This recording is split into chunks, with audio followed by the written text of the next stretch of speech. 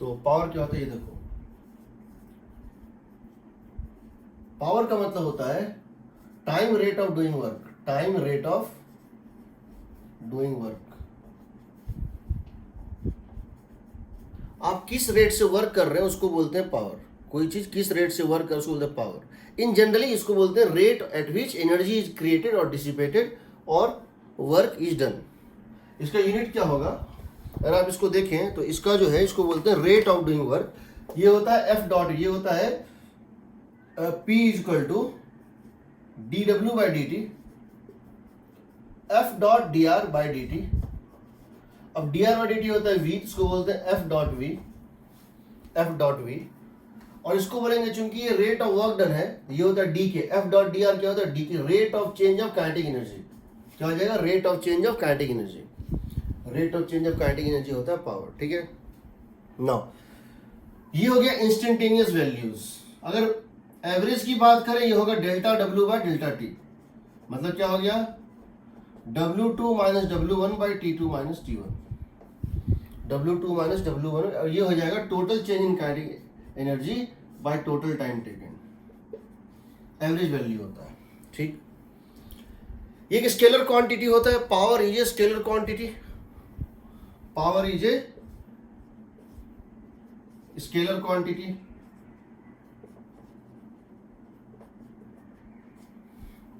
Scalar quantity. F dot v का मतलब, अगर एफ हमको i cap j cap k cap में पता है और वी हमको i cap j cap k cap में पता है, तो दोनों का डॉट प्रोडक्ट ले लेंगे जैसे, तो उससे चलाएगा। और नहीं तो अगर ये एफ है और ये मान लो वी है किसी इंस्टेंट पे थीटा, तो वर्क, तो ये हो जाएगा पावर हो जाएगा एफ वी कॉस थीटा। क्या हो जाएगा, एफ वी कॉस थीटा। ये होगा रेट ऑफ वर्क डन, ठीक है। याद रखना वर्क के लिए इंटरवल चाहिए। वर्क हमेशा एक इंटरवल में डिफाइंड होता है, बट पावर इंस्टेंटेनियस भी डिफाइंड होता है। Work is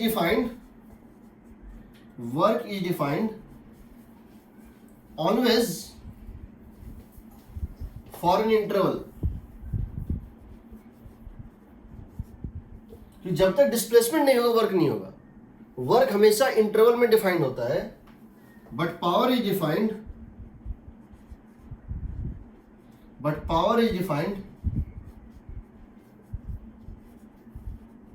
at an instant।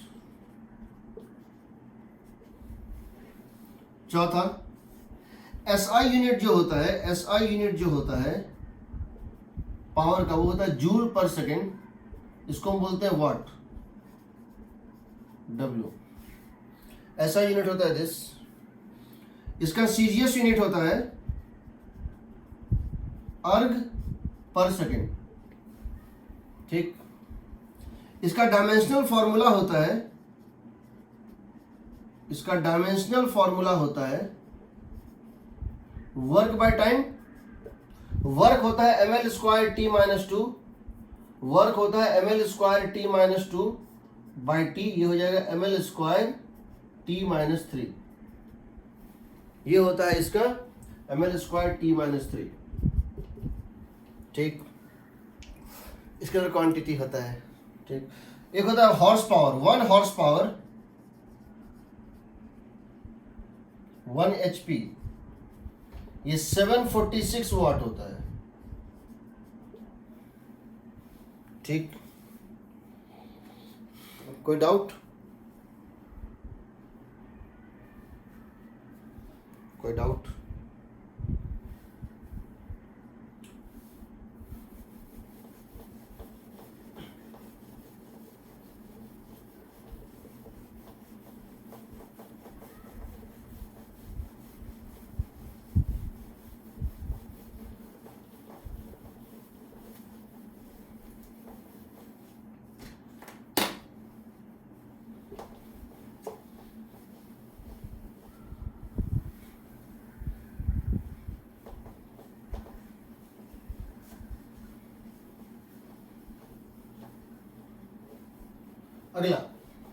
अगला पॉइंट क्या है समझो।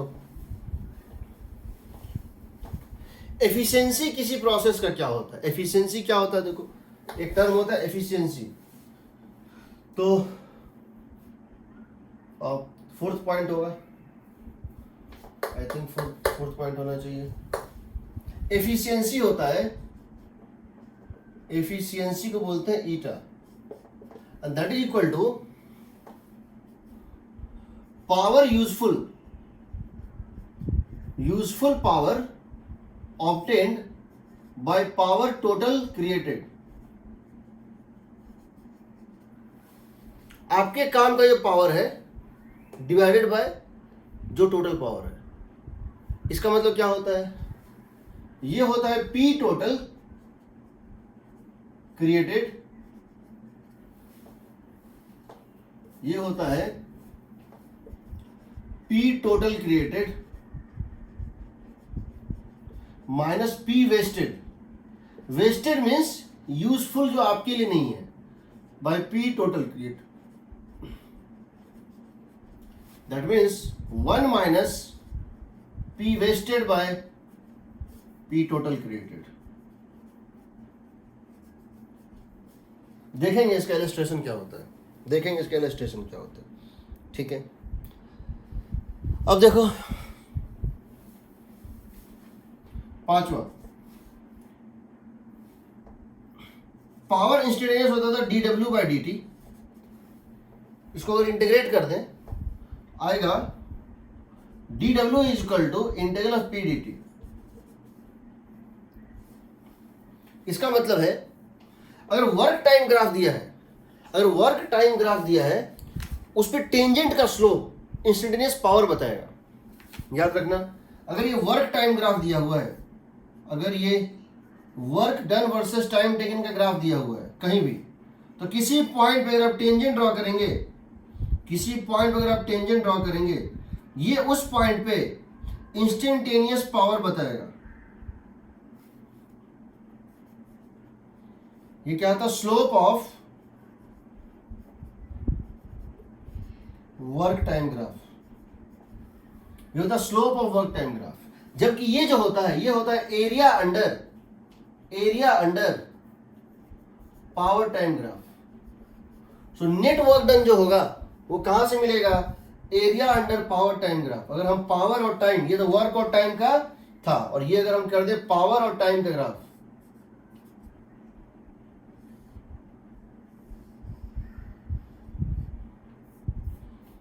ये है पॉजिटिव वर्क डन, ये है नेगेटिव वर्क डन। अगर ये A1 है, अगर ये जो है एरिया ये A1 है और ये एरिया A2 है, A1 minus A2 is net work done. Area under graph होता है। कोई डाउट? कोई डाउट? अगला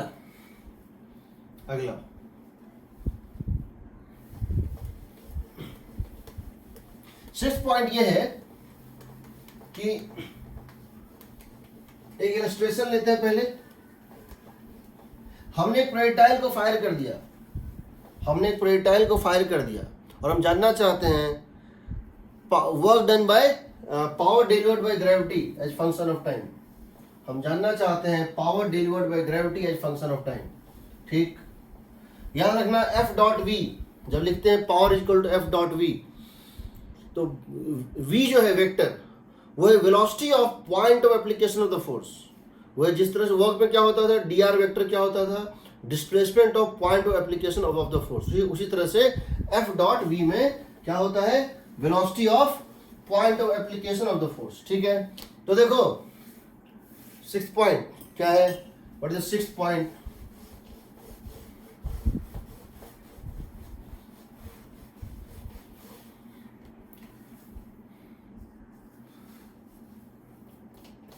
जब लिख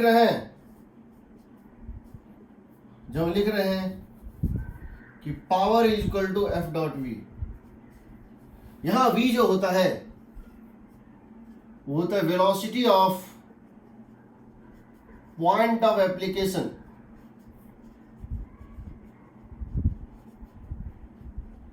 of force F। Velocity of point of application होता है। तो मान लो हमसे क्वेश्चन ये पूछा गया है, हमने यहां से प्रोजेक्टाइल को फायर कर दिया ऐसे करके,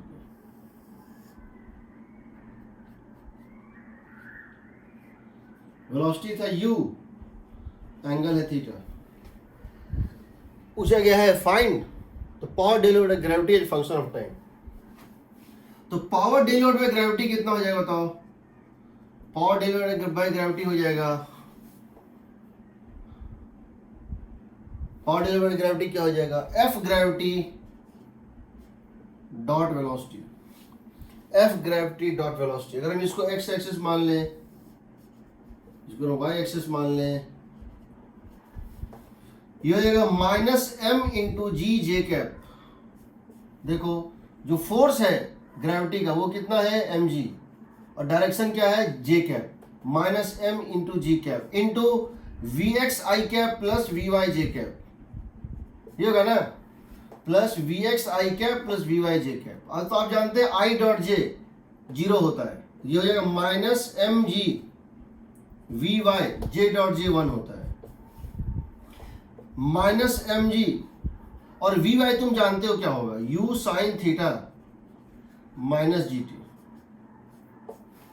यानी ये हो जाएगा minus M G into U sine theta minus G T. अब आप देख सकते हैं स्टार्टिंग में t इक्वल टू 0 के बाद जब तक ये टॉप मोस्ट पे ना पहुंच जाए, जब तक ये टॉप मोस्ट पे ना पहुंच जाए, ये पूरा पावर डिलीवर्ड बाय ग्रेविटी क्या आएगा? नेगेटिव आएगा, आएगा ना। पावर डिलीवर्ड बाय ग्रेविटी क्या आएगा? नेगेटिव आएगा। क्यों आएगा? क्योंकि यहां पे इसकी वेलोसिटी इस तरह से है, ग्रेविटी इस तरह से है, दोनों में एंगल क्या है? ऑब्ट्यूस है, तो डॉट प्रोडक्ट क्या आएगा? नेगेटिव आएगा। जबकि यहां के बाद जब टाइम हो जाएगा more than u sine theta by g, इसके बाद ये टाइम कितना होता है? u sine theta by g, इससे ज्यादा जब टाइम होगा, टाइम उससे ज्यादा हो जाएगा। तुम यहां देख सकते हो, तुम यहां देख सकते हो जब ये टाइम उससे जाइए पूरा नेगेटिव इंटू नेगेटिव पॉजिटिव, क्योंकि अब वेलोसिटी के साथ ग्रेविटी कितना बनेगा? एंगल ऑफ एक्यूट बनेगा। ठीक है, कोई डाउट?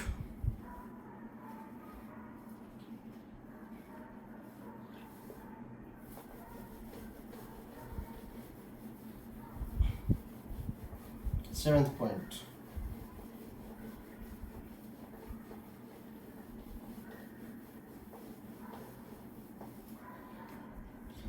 अगर हमसे इन जनरल किसी पंप के विषय में पूछा जाए, हमसे अगर इन जनरल किसी पंप के विषय में पूछा जाए और कहा एक पंप है जो पानी उठा के फेंक रहा है या पहुंचा रहा है, वैसे केसेस में क्वेश्चन कैसे बनाते हैं, वैसे केसेस में हम क्वेश्चन कैसे बनाते हैं ये देखो। अगर हमसे पूछा जाए कि हमको कभी फ्लोइंग चीज से रिलेटेड पावर पूछा जाता है तो क्या करते हैं ये देखिए।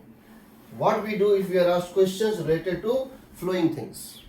सो देखिए हमारा सेवेंथ पॉइंट जो भी है वहां सेवेंथ पॉइंट क्या है, और सेवेंथ पॉइंट इज दिस, और सेवेंथ पॉइंट इज दिस। मान लो मेरे पास एक पंप है और वो पंप क्या कर रहा है?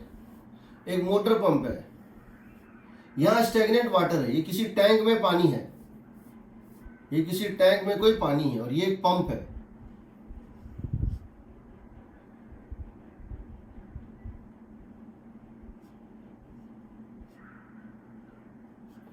ये कोई पंप है और ये पंप क्या करता है?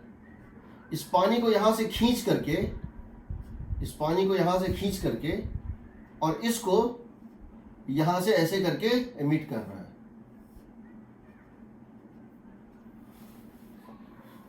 ये स्टेगनेंट वाटर को खींचता है और यहां पे इसको एक पंप है।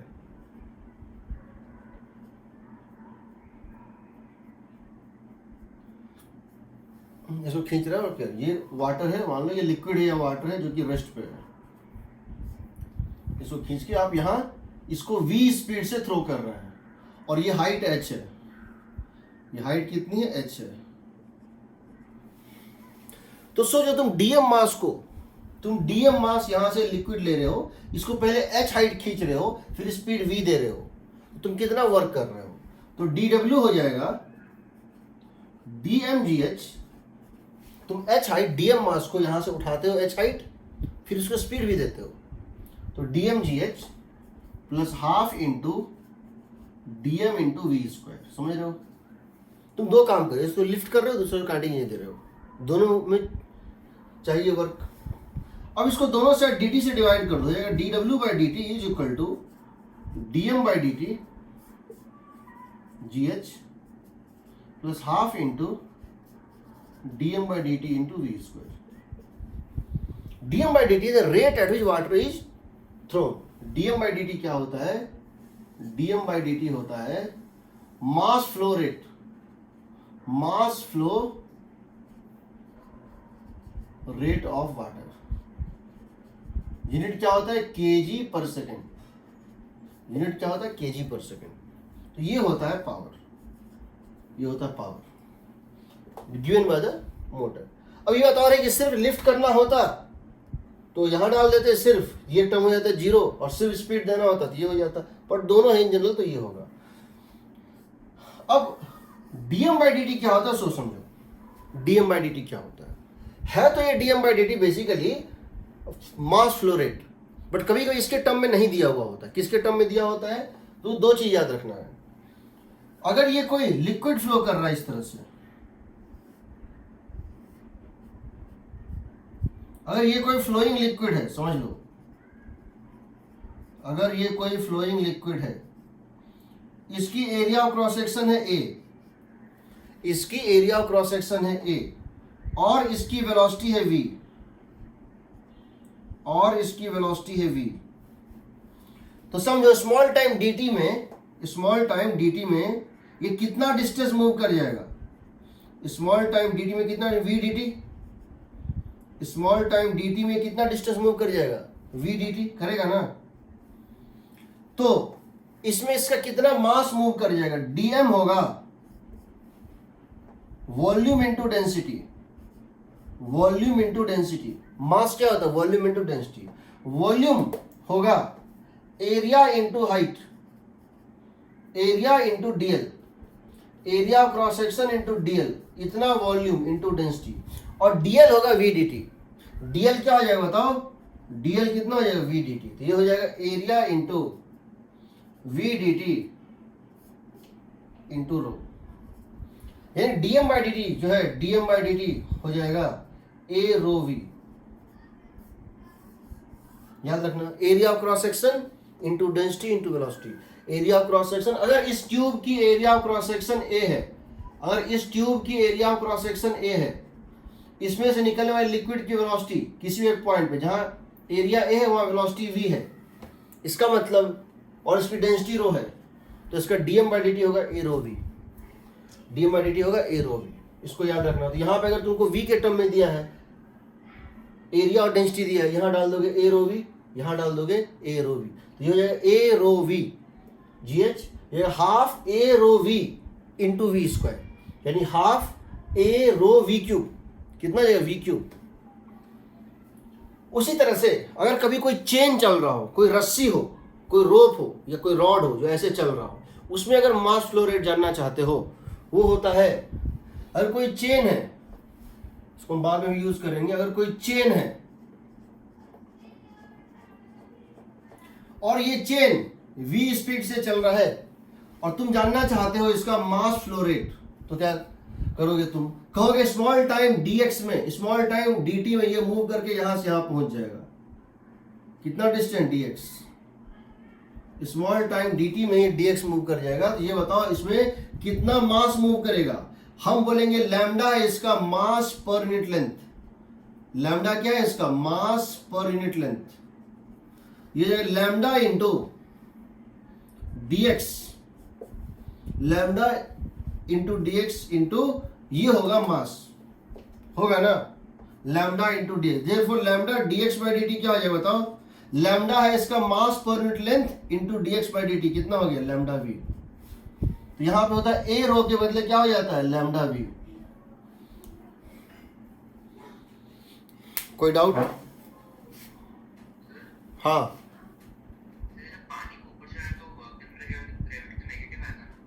हाँ, तो अगर तुम इसको इस तरह से देखो, वर्क एनर्जी थ्योरम से, तो ये करोगे work done bye pump plus work done by gravity is के फाइनल माइनस के इनिशियल। ठीक है ना? के इनिशियल था 0, DW पंप माइनस DMGH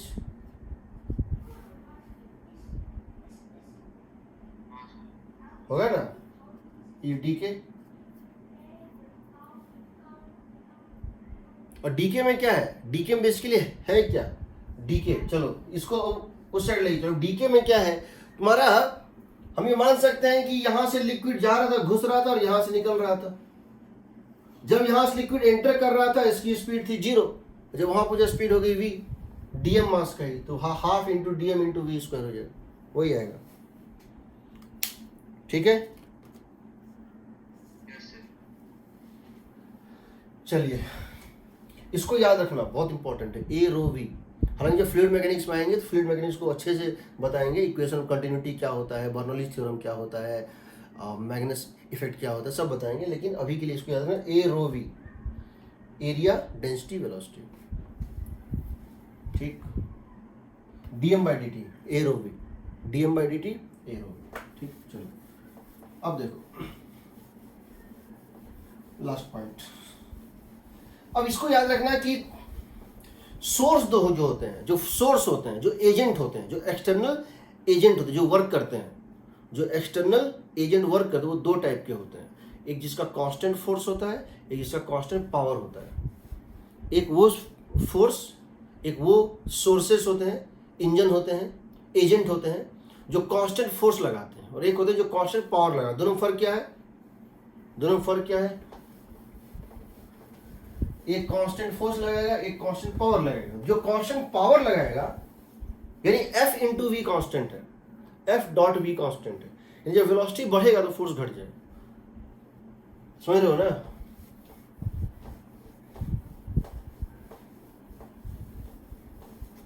ये हमारा न्यूमेरिकल पार्ट है, ये हमारा न्यूमेरिकल पार्ट है। फिर थोड़े से प्रॉब्लम लेंगे और उसके बाद ये चैप्टर खत्म हो जाएगा।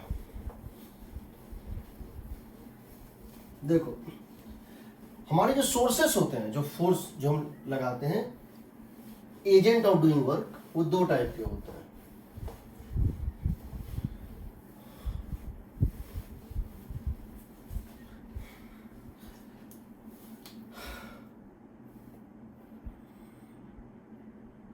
Agents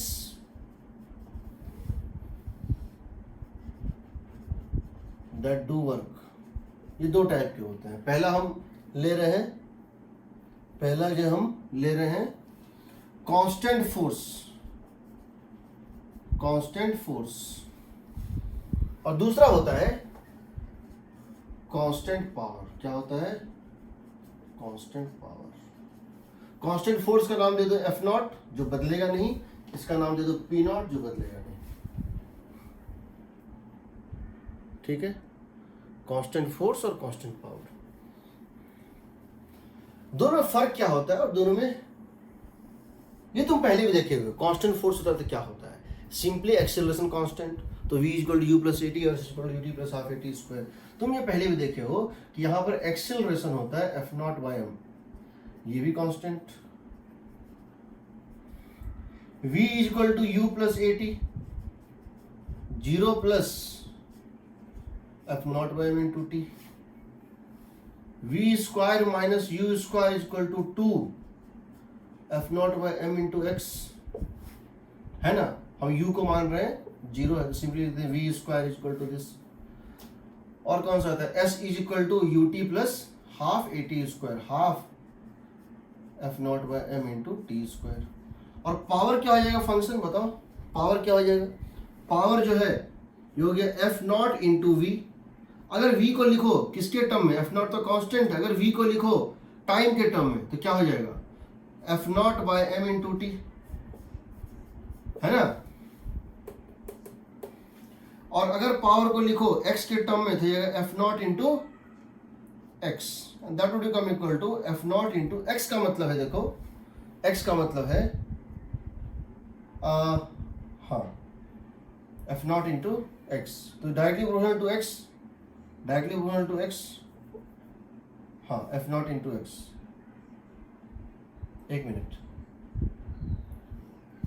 F not into V, ठीक है, V equal U plus A T, सही है। एफ नॉट, सॉरी ये तो नहीं, एफ नॉट इंटू वी ना, हाँ एफ नॉट इंटू वी हो जाएगा। एफ नॉट इंटू वी का मतलब है देखो under root of 2 F not by M into X होगा ना,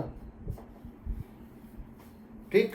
तो तुमसे क्या क्या पूछेगा इसमें, वेलोसिटी टाइम के किस पावर के, VT graph, velocity time graph, velocity displacement graph, position time graph, power time graph, power displacement graph, सब निकल सकता है। एग्रीड, ठीक है। अब यहां देखो, कोई डाउट यहां? हम ग्राफ प्लॉट नहीं कर रहे, तुम कर सकते हो। VT graph straight line passing through origin, VT graph, VX graph parabola, एक का स्क्वायर एक का 1 है, XT graph parabola, power time graph straight line, power X graph parabola, क्योंकि एक्स का पावर 1 करोगे इसका पावर स्क्वायर हो जाएगा, कर लोगे ना। अब यहां देखो, यहां पर होता है P not is equal to F into V, ये भी वैरी करेगा, ये भी वैरी करेगा, ये वैरी नहीं करेगा, ये वैरी करेगा, देखो ये वैरी करेगा, ये भी वैरी करेगा, बट ये कांस्टेंट रहेगा। इसका मतलब जब ज्यादा स्पीड होगा, जब ज्यादा स्पीड होगा तो फोर्स घट जाएगा अपने आप। जब कार चलाते हैं, कार में क्या होता है, कार में गियर होता है, जनरली 1 to 5 होता है, आजकल तो 6 भी है, आता है, रिवर्स गियर को छोड़ दो, गियर 1 से लेके गियर 5 तक होता है। तो जो लोअर गियर होता है ना वो फोर्स देता है, जो लोअर गियर होता है वो फोर्स देता है, याद रखना, और जो अपर गियर होता है वो पावर देता है, समझ रहे हो। इसलिए लोअर गियर, जब अगर हमको कार को जीरो से स्टार्ट करना है, हमको कार को रेस्ट में से स्टार्ट करना है, तो क्या चाहिए, फोर्स या पावर, क्या चाहिए ज्यादा, फोर्स। तो लोअर गियर में गियर 1 से स्टार्ट होगा। जब आपकी स्पीड बहुत ज्यादा है और उसको मेंटेन रखना है, और स्पीड बहुत ज्यादा है, 100 के स्पीड में गाड़ी चल रही है, उसको मेंटेन रखना है, 100 पे चलते जाना है, तब उसको 5th गियर पे चलाते हैं, कि वहां पे फोर्स बहुत कम होता है, पावर ज्यादा होता है। तो याद रखना, ट्रैक्टर जो होता है, या जो कीचड़ से अगर गाड़ी को निकलना है, अगर कीचड़ में धंसे हुए गाड़ी को निकलना है, तो उसको क्या चाहिए, फोर्स चाहिए, उसको फोर्स चाहिए। बैल होता है, बैल के पास फोर्स ज्यादा होता है, घोड़े के पास, हाथी के पास फोर्स ज्यादा होता है, घोड़े के पास पावर ज्यादा होता है। यही कारण होता है कि हॉर्स जो है बहुत तेज चल सकता है, बट बहुत भारी चीज को खींच नहीं सकता है। ये खींचने के लिए चाहिए और ये स्पीड में चलने के लिए चाहिए, दोनों में फर्क होता है। खैर देखते हैं। अब हम क्या कर रहे हैं, हम इसको लिख सकते हैं P not is equal to M A into V. Force क्या होता है, mass into acceleration into V, है ना। फोर्स होता है मास इंटू एक्सेलरेशन। अब यहां के बाद इसको हम दो तरह से ब्रेक कर सकते हैं। कैसे, यहां के बाद इसको हम दो तरह से ब्रेक कर सकते हैं। एक हम एक्सेलरेशन को लिख सकते हैं dv बाई dt, एक हम एक्सेलरेशन क्या लिख सकते हैं dv बाई dt, एक लिख सकते हैं v dv बाई dx। पता है तुमको,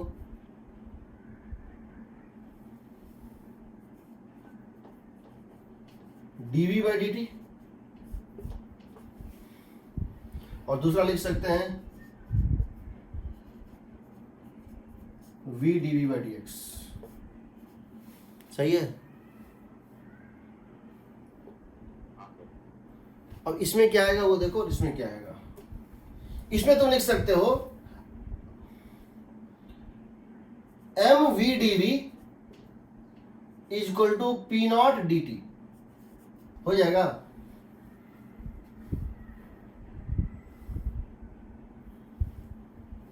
इंटीग्रेट कर दो दोनों साइड, ये क्या बताएगा, मान लो टाइम 0 से तुम टाइम t तक जा रहे हो, u से v तक जा रही हो, क्या बताएगा,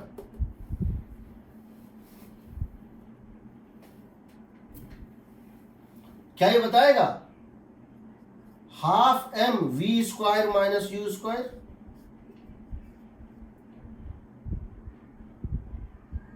बताएगा? v का इंटीग्रेशन v स्क्वायर बाय 2 है ना, है कि नहीं?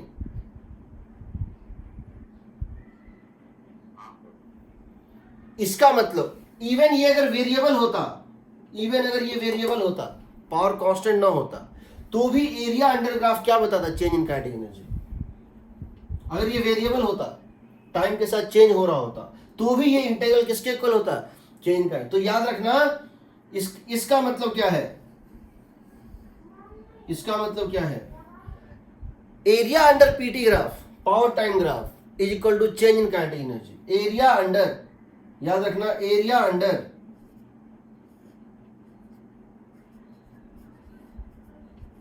Power time graph is equal to change in kinetic energy होगा। पहली बात। दूसरी बात, चलो अगर u की वैल्यू 0 है, अगर u की वैल्यू 0 है, if u is equal to 0, तो बताओ यहां से हाफ एम वी स्क्वायर किसके इक्वल हो गया? P not T, half M V not. तो यहां से v कितना आ गया बताओ? Under root of 2 P not by M into T. सही है? तो स्पीड किसके प्रोपोर्शनल है? T to the power half के। स्पीड किसके प्रोपोर्शनल है? T to the power half के, है ना? इसका मतलब अगर t टाइम में वेलोसिटी v हुआ है, अगर t टाइम में वेलोसिटी v हुआ है, तो 4t टाइम में वेलोसिटी 2v होगा। Velocity proportional to T to the power half. कोई डाउट?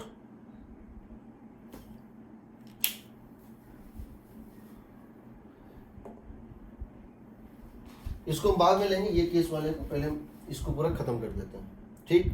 तो पहला आ गया velocity proportional to T to the power, VT graph पूछेगा। दूसरा, इसको क्या लिखोगे? dx by dt। इसको क्या लिखोगे? dx by dt। यहां लिख दोगे इसको dx by dt is equal to under root 2 P not by M T to the power half. Therefore dx is equal to under root 2 P not by M T to the power half dt। इसको integrate कर दो। जब time 0 तो मान लो ये 0, जब time t तो मान लो ये x। तो आ जाएगा x is equal to under root 2 P not by M T to the power 3 by 2 by 3 by 2, यानी x is equal to under root of 2 by 3 under root 2 P not by M 2 by 3 under root 2 P not by M into T to the power 3 by 2। इसका मतलब अगर time t पर displacement x है, अगर time 1 second पे displacement x है, तो time 4 second पे डिस्प्लेसमेंट 8x होगा। इसको डबल करोगे टाइम को, ये 8 टाइम्स हो जाएगा। रूट ऑफ 4 टाइम, टाइम को 4 टाइम्स करोगे, 4 का रूट उसका क्यूब, 4 का रूट उसका क्यूब। और t टाइम पे डिस्प्लेसमेंट x है, तो 4t टाइम पे डिस्प्लेसमेंट 8x होगा। एग्रीड? अब दूसरा तो बहुत आसान है, इसको याद नहीं करना है, खाली तुमको यहां के बाद तुमको क्या करना है, एक बार dv बाई dt डालना है, एक बार v dv बाई dx। हम डाल रहे हैं v dv बाई dx। हम लिख रहे हैं p not is equal to m into v dv by dx times of v। यहां सारा p नॉट इंटू या p not dx is equal to कितना हो रहा है? m into v square dv। सही है ना?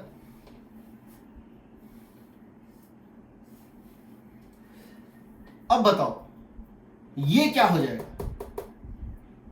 u से v जाओ, 0 से x जाओ, ये क्या हो जाएगा? क्या ये हो जाएगा? v m times of v cube minus u cube by 3। क्या ये हो जाएगा? m times of v cube minus u cube by 3। और क्या ये हो जाएगा? Integral of p not dx। अगर p नॉट, अगर ये p मान लो कांस्टेंट ना भी होता,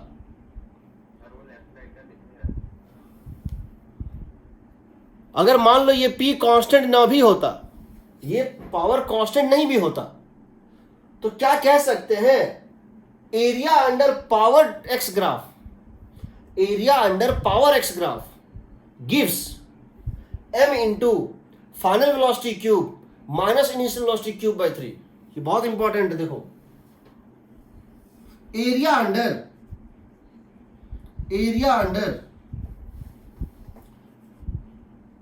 power X graph, power position graph gives m into V cube minus U cube by 3। ये बात और है कि इस केस, हमारे केस में क्या है, हमारे केस में हमने सिंपल सा केस लिया है कि u की वैल्यू 0 और 0 से x और p नॉट भी कांस्टेंट। हमारे केस में for the timing in this case p not into X would be equal to m v cube by 3।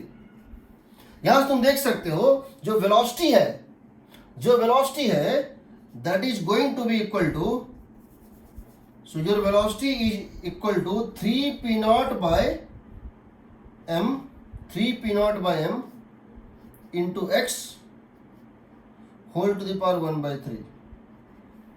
Agreed? वो यहां से भी आ जाएगा। तुम अगर इन दोनों का रेशियो ले लोगे, टाइम को एलिमिनेट कर दोगे, यहां से t to the power 1 by 2 निकाल लो और यहां पे t to the power 1 by 2 का इसी का क्यूब डाल दो, तब भी वही आएगा। ठीक है, तो ये हो गया तुम्हारा ये। अब समझो इसका मतलब क्या है, बहुत इंपॉर्टेंट लाइन है। और तुमको इन जनरल कोई पावर एक्स ग्राफ दे दे तो तुम हालांकि देखो, हालांकि तुम्हें ग्राफिकली जब भी किसी को इंटरप्रेट करना होता है कि इसका एरिया या इसका स्लोप क्या देगा, इक्वेशन लिख के तुम देख सकते हो। बट अगर तुमसे हम क्वेश्चन इस तरह से पूछें, कैसे पूछें, मान लो हम तुमसे क्वेश्चन इस तरह से क्रिएट कर दें, एक पार्टिकल है जिसका पावर एक्स ग्राफ इस तरह से दिया हुआ है, ये पावर और ये पोजीशन। देखो जब पावर टी ग्राफ दिया होता है, वो तो बड़ा सिंपल है कि पावर इंटू टाइम वर्क होता है, तो एरिया अंडर ग्राफ वर्क दे देगा। बट अगर पावर एक्स ग्राफ दिया है तो क्या करेंगे, समझो। हम ये कर रहे हैं कि यहां पर मान लो ये वैल्यू है 6 और ये है 24 मीटर, ये वैल्यू है 6 और ये है 24 मीटर। ठीक है, दिया हुआ है at x equal to 0, the initial velocity of the particle at x equal to 0, the initial velocity of the particle is 0। मान लो दिया हुआ 0, particle start from rest, negligible velocity है, वो स्टार्ट हो जाता है। ठीक है, और ये इस तरह से जा रहा है, मास है 1 kg, find final speed is what. तो क्या करोगे तुम, ये P और X का ग्राफ दिया है, तुम जानते हो कि P और X को जब P होता है m dv बाय P, क्या होता है, P होता है power mass into v dv by dx into v, यानी होता है m v square dv p dx। इसको इंटीग्रेट करेंगे, यही होता है area under power x graph, चाहे वो पावर कांस्टेंट हो या फिर वेरिएबल हो, पावर x ग्राफ। इसका एरिया कितना आएगा, सो बताओ। इसका जो एरिया होगा that area is going to be equal to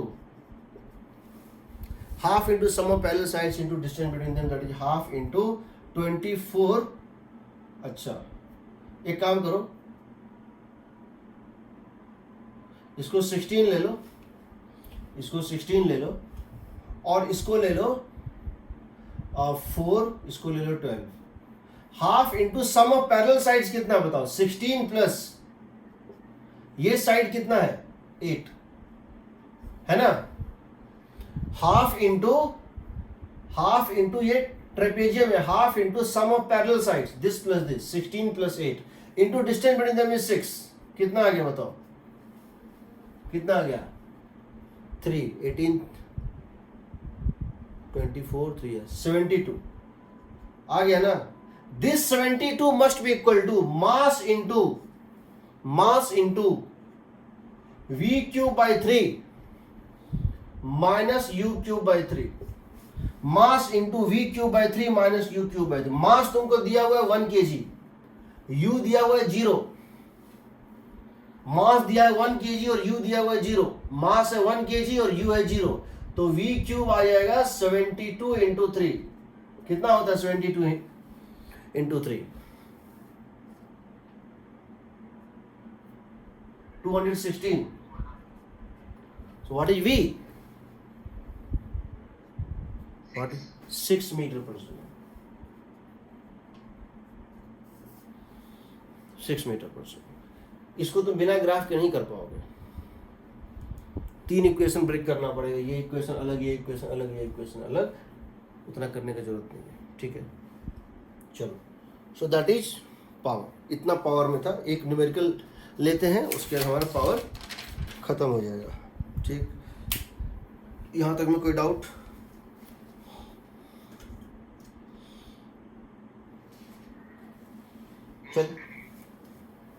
चलिए, तो याद कुछ नहीं करना होता है, आसान सा चीज है, कोई दिक्कत नहीं है।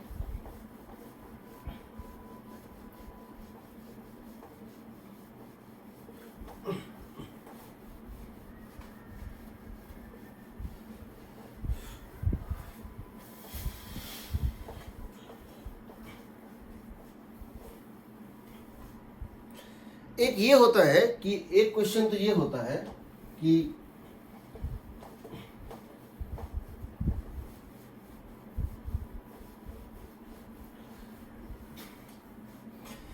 अगर कोई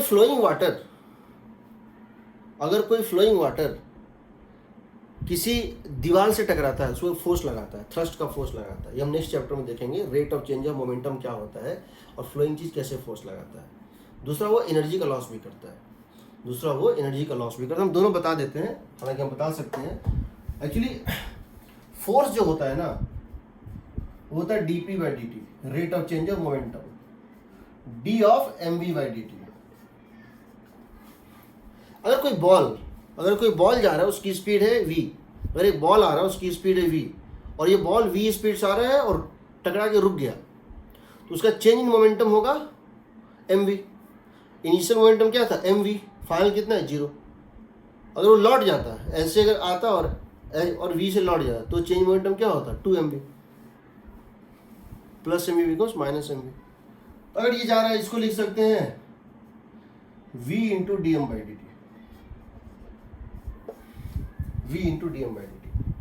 ठीक है।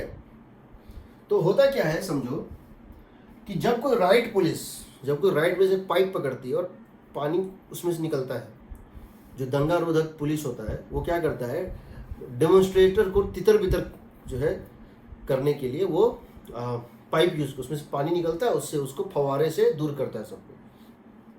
जब पानी निकलता है तो इसको पकड़ने वाले को थ्रस्ट मिलता है पीछे, एक तरह से फायर कर रहा है, उसको थ्रस्ट मिलता है पीछे, और जब वही पानी जाके एक प्रोजेक्ट जो है किसी पर्सन के चेस्ट पे लगता है, वो उसको पुश करता है। कैसे पुश करता है ये देखो, याद रखना कि ये मान लो तो वहां से एक दीवार है, ये एक वॉल है, ठीक है, और यहां पर एक स्ट्रीम ऑफ वाटर आ रहा है और इससे कोलाइड कर रहा है, एक स्ट्रीम ऑफ वाटर आ रहा है और इससे कोलाइड कर रहा है, ठीक है। एरिया है इसका a, डेंसिटी है इसका v, रो, वेलोसिटी इसका v।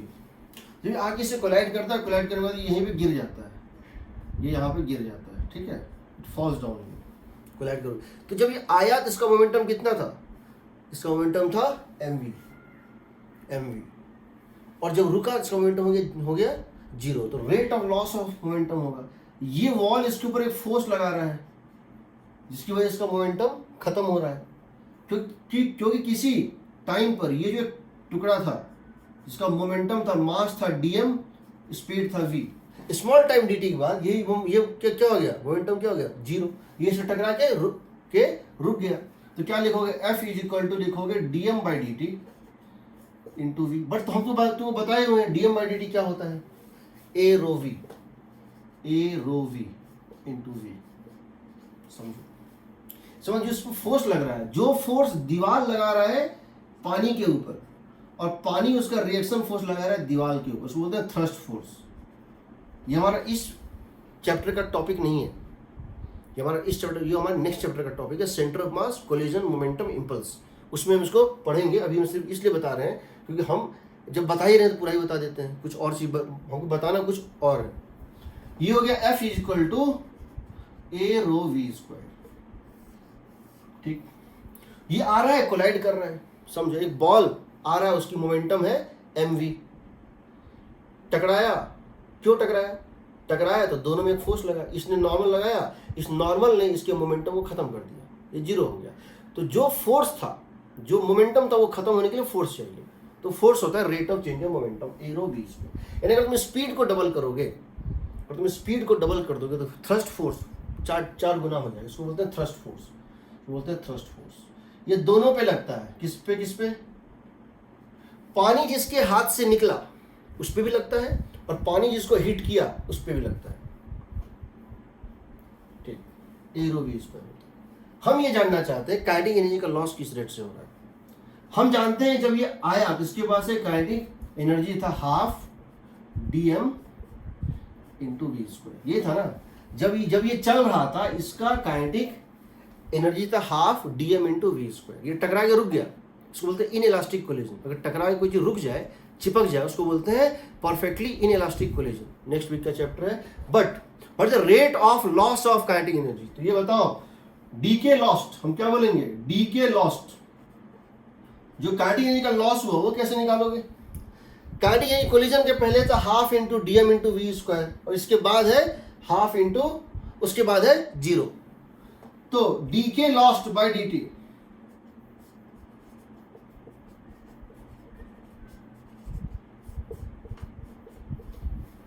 But dm by dt क्या था, ए रो वी, ये कितना हो जाएगा, हाफ ए रो वी क्यूब। इसका मतलब अगर आप स्पीड को डबल कर देंगे तो टकराने से जो एनर्जी का लॉस होगा, फोर्स तो हो जाएगा 4 टाइम्स, स्पीड को डबल करने से फोर्स हो जाएगा 4 times, but rate of heat produce, this would be converted to heat,